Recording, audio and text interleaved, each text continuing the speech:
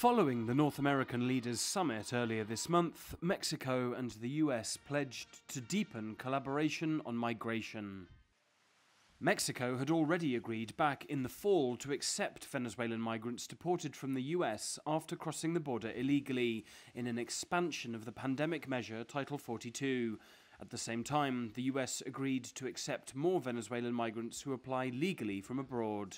Since we created the new program, the number of Venezuelans trying to enter America without going through a legal process has dropped dramatically.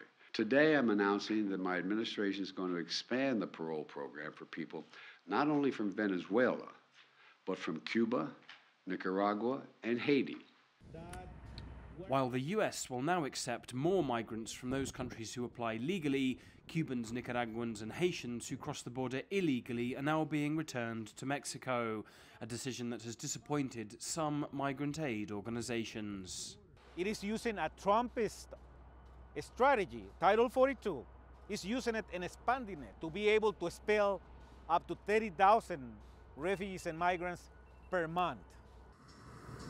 Migrant advocate Fernando Garcia says it's a policy that puts lives at risk.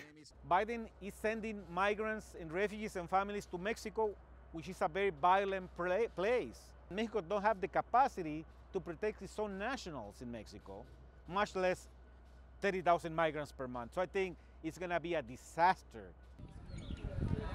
Across the Rio Grande in Ciudad Juarez, where thousands of migrants are currently sleeping on the streets, the potential arrival of more deportees from the north could make a bad situation worse. Sí, lo está recibiendo, pero ¿qué está haciendo con ellos México? Nada.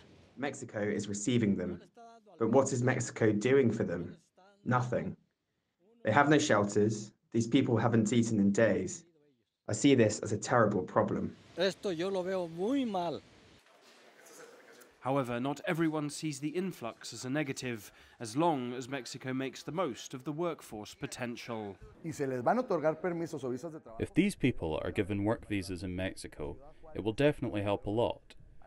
There is a huge demand for labour in Ciudad Juarez.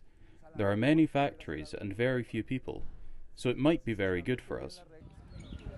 With Mexico poised to receive more refugees, how the country receives them may help define the future of the ongoing migration crisis. Alasdair, Baverstock, CGTN, from the US-Mexico border.